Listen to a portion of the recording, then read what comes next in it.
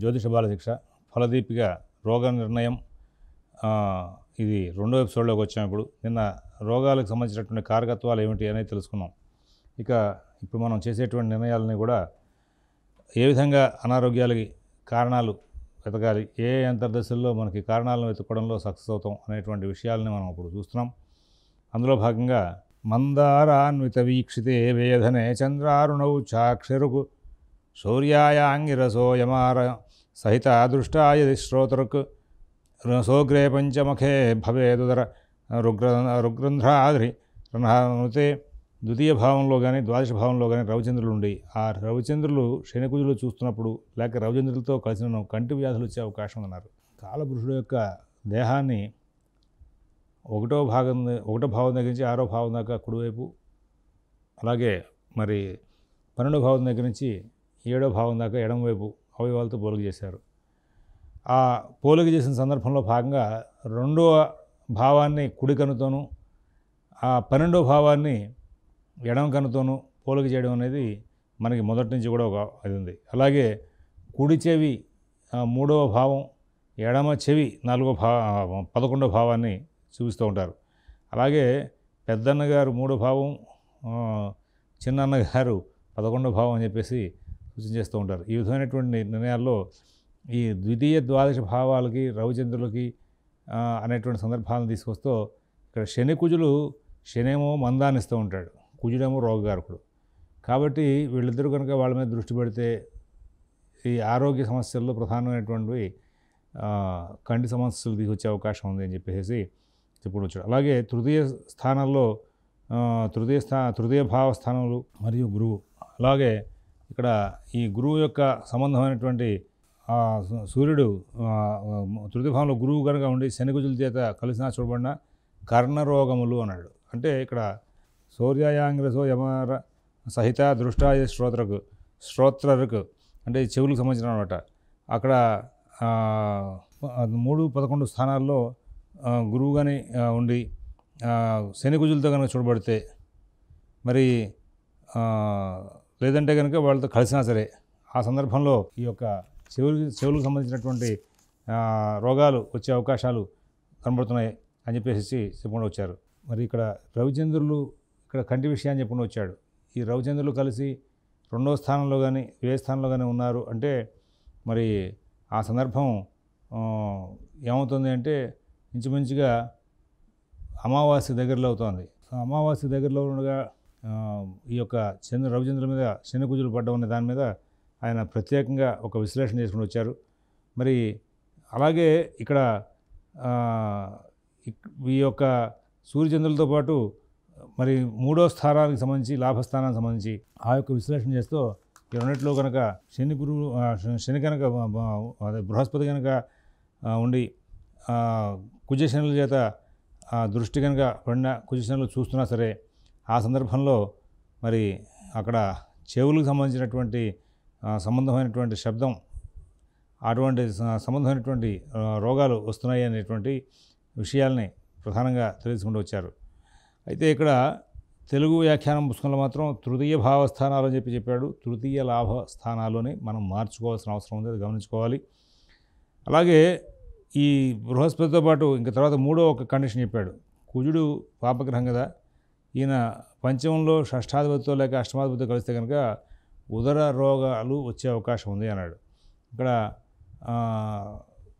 పంచమంలో కుజుడు ఉంటే కూడా ఉదర రోగం వస్తుంది. అలాగే ఆయన పంచమంలో మరి ఉంటూ ఆధిపత్యరీత్యా పాపి అయినటువంటి షష్ఠాధిపతితో కానీ అష్టమాధిపతితో కానీ కలిసినప్పటికీ కూడా ఆ సంబంధంగా మరి ఉదర సంబంధమైన రోగాలు వచ్చే అవకాశాలు కనబడుతున్నాయి. అలాగే శుక్రుడు ఆయన సప్తమంలో కానీ మరి అష్టమంలో కానీ ఉంటే కనుక ఈ యొక్క సంతాన సంబంధమైనటువంటి ప్రేరకమైనటువంటి వీరి సంబంధమైనటువంటి అనారోగ్యాలు, అలాగే మూత్ర సంబంధమైన అనారోగ్యాలు ఉండే అవకాశం ఉంది.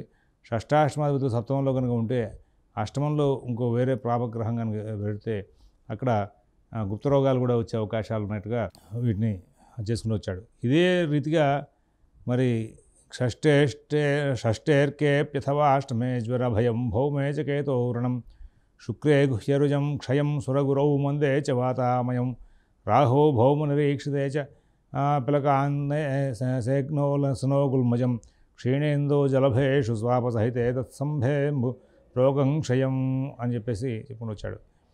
షష్టమన్న అష్టమాన రవి ఉంటే కనుక జ్వరభయం, కుజుడు కానీ కేతువు కానీ అష్టమంలో ఉంటే ఈ పుళ్ళు కురుపులు అట్లాంటి వాటికి సంబంధమైనటువంటి ఇబ్బంది.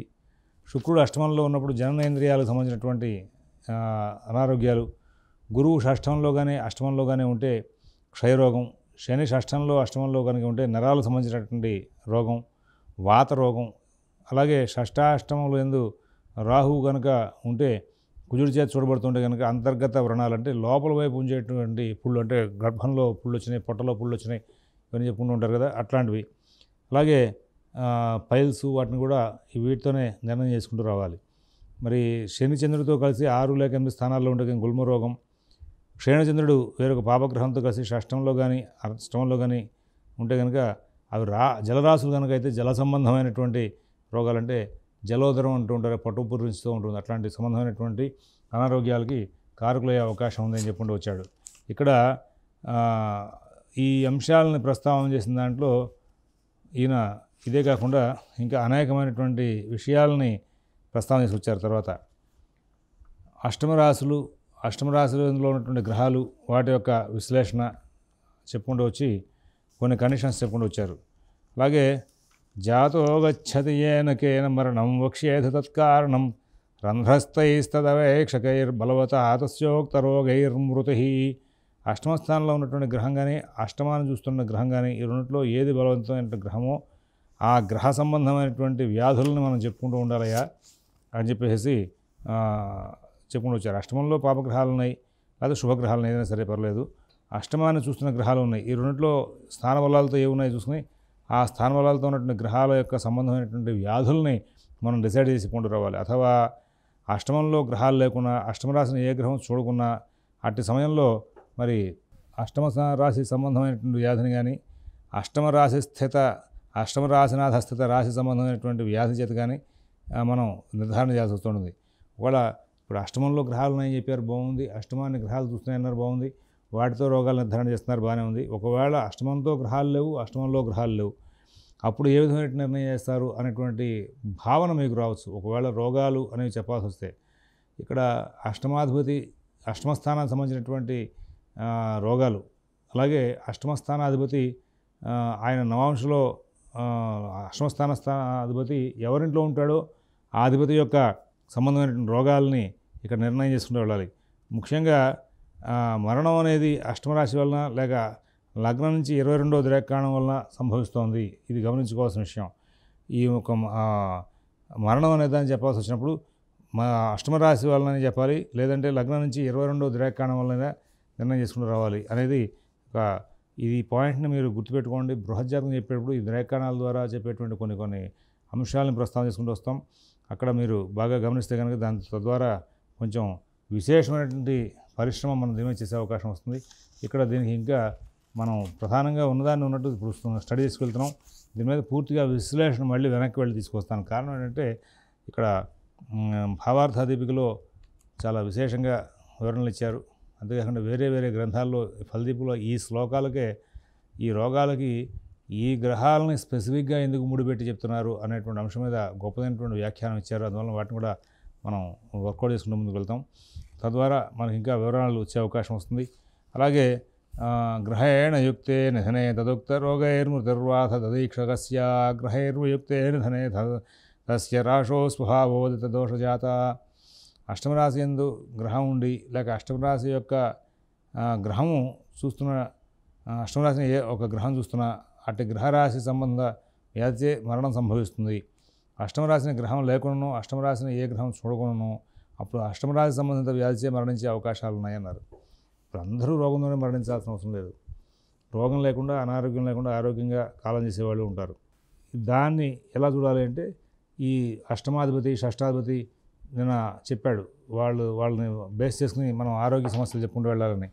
ఆ ఆరోగ్య సమస్యలు వాటితో పాటు చెప్పేటప్పుడు వాళ్ళల్లో బలహీనటువంటి గ్రహాలు కనుక అందరూ బలహీనమైన వాళ్ళు కనుక ఉంటే రోగం రావడానికి అవకాశం లేదయ్యా అని చెప్పుకుని వచ్చాడు. అది గమనించుకోవాలి. షష్ఠరాశిలో ఉన్నటువంటి గ్రహం అన్నాడు, అష్టమంలో ఉన్న గ్రహం అన్నాడు, ద్వాదశంలో ఉన్న గ్రహం అన్నాడు, షష్టాధిపత్య గ్రహం అన్నాడు, షష్టాధిపత్యంతో ఉన్న గ్రహం అన్నాడు.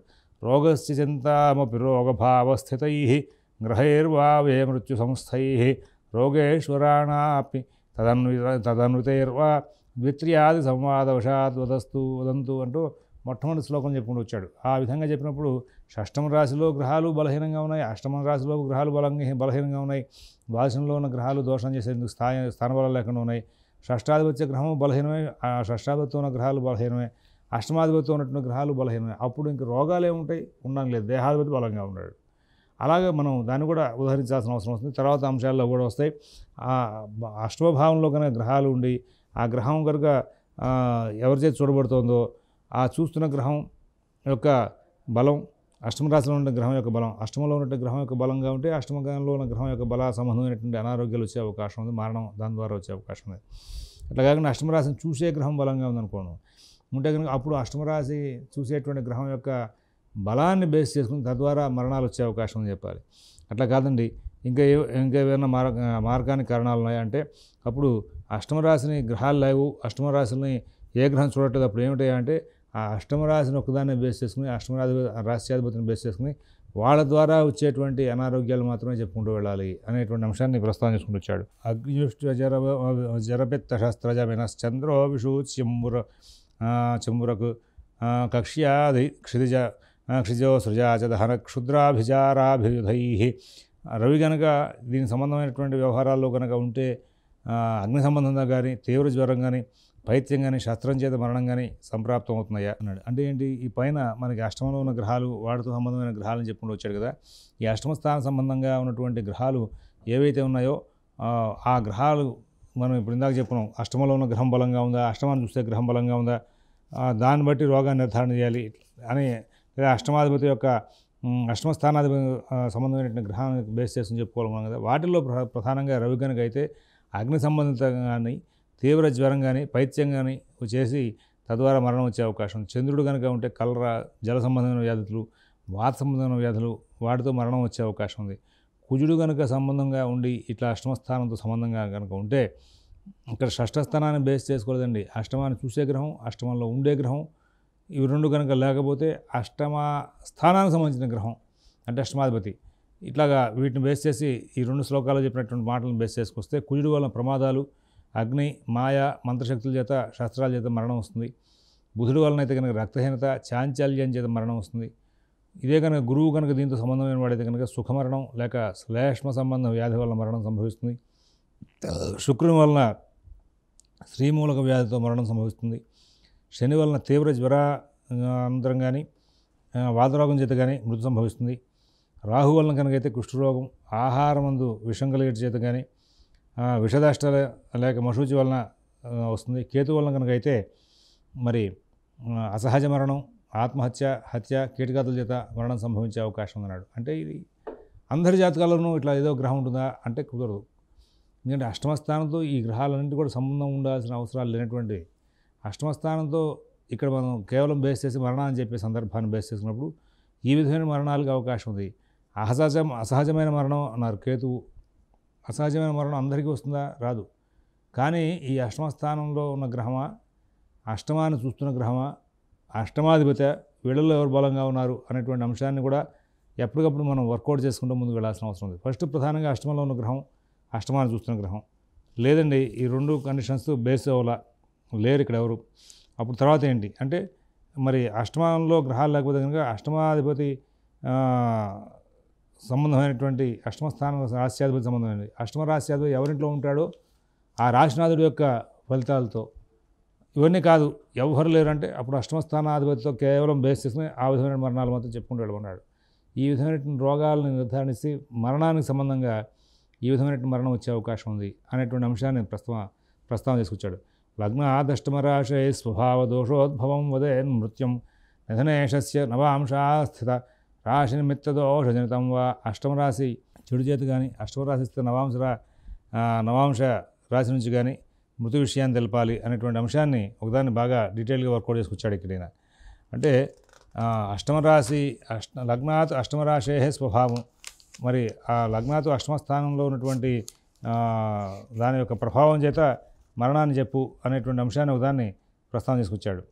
మరి తర్వాత రెండో మాట ఏం చేశాడంటే అష్టమాన్ని అష్టమరాశిలో ఉన్నటువంటి గ్రహం యొక్క అష్టమరాశి స్థిత నవాంశ రాశి స్థితిని కూడా తీసుకుని ఆ రెండింటిలో దేన్ని ఒకదాన్ని బేస్ చేసి ఇక్కడ రోగ నిర్ధారణ చెప్పుకుంటూ ఉండాలి అనేటువంటి అంశాన్ని ఒకసారి ప్రస్తావన తీసుకొచ్చారు. దీనికి మనం రేపటి రోజున ఈ 16వ శ్లోకం వరకు ఉన్నటువంటి అంశాలని బేస్ చేసుకుని ఈ శ్లోకాలకి మన దీంట్లో ఉన్నటువంటి వేరే గ్రంథాల్లో వ్యాఖ్యానాల్లో వ్యాఖ్యాతలు బాగా విశ్లేషణ చేశారు.